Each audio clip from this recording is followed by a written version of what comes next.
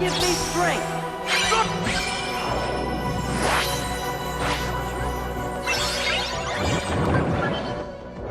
Sora is definitely a brave young man. We've already learned that with his adventures in the first Kingdom Hearts, and he further proves himself in this one. Look at this! This must be the data space. The DTD. See? The door to darkness. I'm Sora. Nice to meet you, Tron. Well, I'm Goofy. He adapts to pretty much every world that he goes to. I'm not sure if it's okay to reveal everything, but there's the old Steamboat Willie version, which he sort of changes back to a 20s era cartoon, and he's a small lion in the Lion King one. It's all these kind of drastic changes that he makes with each world, which is really cool. I don't know what that was about, but I'm glad it's over.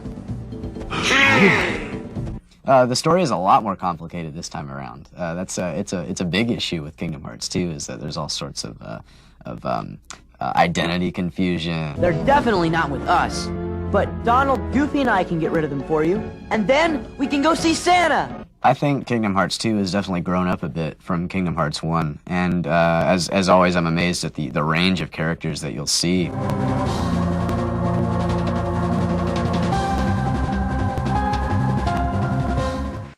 He's the organization's last survivor. Right.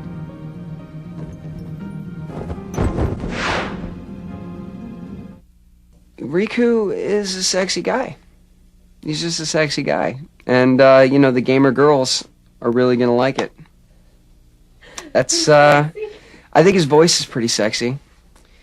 He's got a deep, dark kind of sensibility to him. Every girl goes through a bad boy phase. Come on. You know you like it. I told you. I didn't want to be found. Not like this.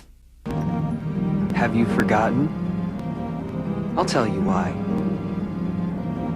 Because I'm not a total sap like you. I think the Kingdom Hearts franchise is really attractive because it literally brings together two proven franchises. And it just makes it twice as powerful. You know, you have the Disney franchise with all the characters, Mickey and Donald and Goofy being at the center, and then all the worlds from the Disney movies that have been around since I was just a little kid. And then you have the world of Square with the Final Fantasy characters, which is more attractive to the older, like, more hardcore gamers. And so there's something in there for everybody. The cinematic graphics are absolutely amazing. Captain Jack Sparrow, if you please. It's all kind of put together in this one epic story. Kyrie, wait up!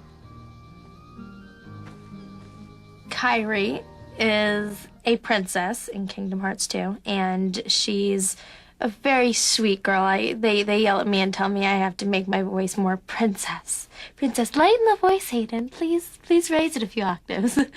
He's far away, but I know we'll see him again. This letter is where it starts, I know it. The characters are so cute. Kyrie is adorable the way she looks. I just want to look like her. I want her body. I think the things that happen with sequels, a lot of the time, the reason why they don't work is because they're constantly in the same sort of plot and storyline. And this is different, new worlds, new people, new voices. Everything's changed now because it's 3 years later, so I think it'll be exciting. We could find the real thieves. That would set the record straight. The character I play, Roxas, in Kingdom Hearts 2, he's very quiet at first, and he's not as outgoing and open as some of his other friends, as you will see. But he slowly builds his confidence throughout the game. I'm Roxas. Hey, you're that pickpocket!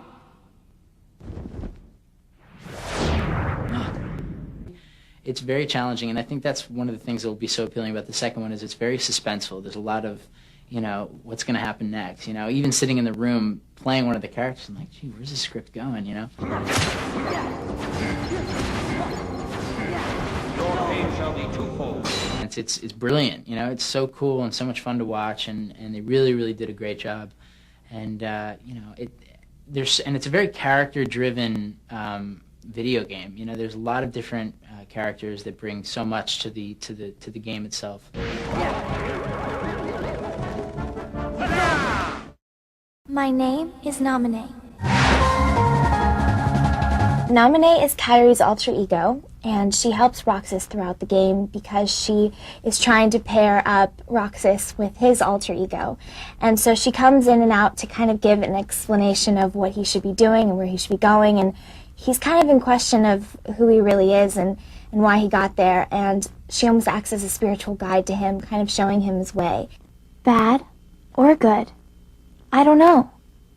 They're a group of incomplete people. You know, the animation is fantastic, and there's all these different lands and kind of a cross between, you know, something that you wouldn't expect and also the, you know, memorable characters of Disney that are kind of in there. And, you know, I was saying actually earlier, it's kind of fun because you can have fun with your kids and your kids can enjoy it, but also adults can really enjoy it too because it's dealing with a lot of issues and the storyline is very heartfelt and it's kind of more in depth than I think people are expecting.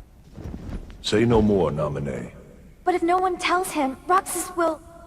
It's best he doesn't know the truth. I'm honored to be a part of it because it's such a huge thing and I know a lot of people are very excited for it, so I'm very excited.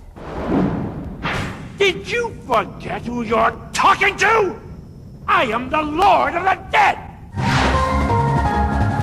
It's pretty clear, without ruining it, that he is going to set up,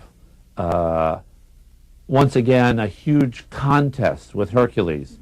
And that, of course, he expects to win. And that when he does, Hercules will be, you know, destroyed forever and sent to the underworld, and Hades will rule over everything. That is it! Game over. I've played by the rules so far. Let's cut to the chase. I've always loved doing voice work, always. And I'm actually an avid video game player. You are fired! You know, the Disney games, especially Kingdom Hearts and Kingdom Hearts 2, you know, those games are very positive games. They're very respectful and positive games.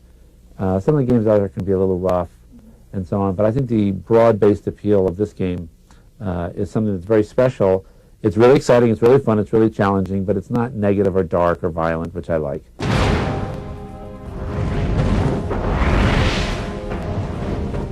Get up! And it's really great to be a part of it. And you are? I'm Mulan. I love that she is brave and she's a bit inadequate, you know, and a bit insecure, and yet she's able to overcome her insecurities and really just be someone that she can be proud of. Would you join us? Well, she gets to hang out with Goofy and she gets to hang out with Donald Duck. So that's really different. Goodbye, Sora, Donald, Goofy. It's really wonderful to be able to mesh all the Disney characters together, and they travel through time and they travel through everything together. I think it's working. I don't know. Those two would fall for anything. It's just one big, happy fantasy family. I'm right here. Now that I have a daughter, you know, and she knows Mom's Mulan, it's kind of cool. Oh, Cloud! You know, Cloud's cool, and that's what he's known for. Well, be seeing you, Cloud. Be careful. He messes with your head. Makes you think darkness is the only way. The character is a great character because he has a past. He has a heaviness about him, which you don't really get to play too often as an actor. I guess I'm the first guy who's playing Cloud here in America, which is just a great honor anyway, so I hope I don't mess it up. Is something wrong? I love Aerith's style. To me, it's very young and fresh and fun, and it's just very colorful, and she looks very natural and beautiful, and so I'm honored to play her. It doesn't matter. This is great. Everyone's together again. It's great. I mean, Kingdom Hearts 2, it's a really cool idea, you know, having all of these different Disney worlds and all of, you know, these characters that, you know, have joined together. You're right. For me, it was a lot of fun because, you know, playing Aerith, who is still very, like, light and fun and energetic, but yet there's, like, a seriousness to her, and it was interesting because I'd be, you know, acting in a scene with, you know, Donald and Goofy, and you know, they would kind of, you know, be having their responses, and it was just this really interesting mix, and so it was a lot of fun for an idea of a game. I'm looking for somebody. Have any of you seen a guy with spiky hair? Spikier.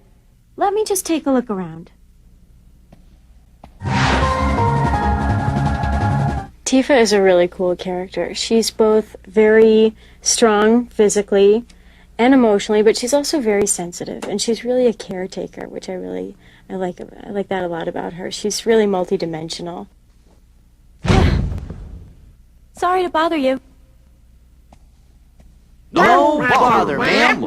For people who are more familiar with the Disney world, I think that this is a great introduction to some of the Final Fantasy characters, and maybe some other Disney characters that they weren't that familiar with.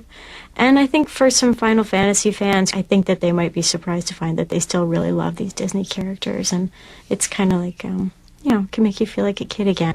You've got friends like us.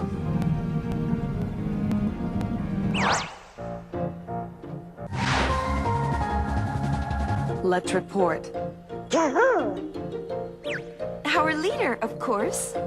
Yuna is, I think, first and foremost, very brave. And that's very apparent, I think, from all of the stories. But the thing about her is that through each story, she's been able to become more confident. I feel like she was definitely a character that someone put a lot of thought into, and the details are there with her character. And that's one thing I think that has really always appealed to people, is the detail that has gone into every aspect of her, into her clothes, into her look, into her hair. We asked Leon. He doesn't have any treasure. I think Riku is incredibly cute. I love her hair, and I love her outfits. Of course, you'd have to have the body to pull that off. Yeah, you know. You know, Final Fantasy is a fun world, but it's a more serious world, and Disney's always, you know, been a more cartoony, animated, silly world, so maybe the two will meet, and, you know, the fans will really get a kick out of that.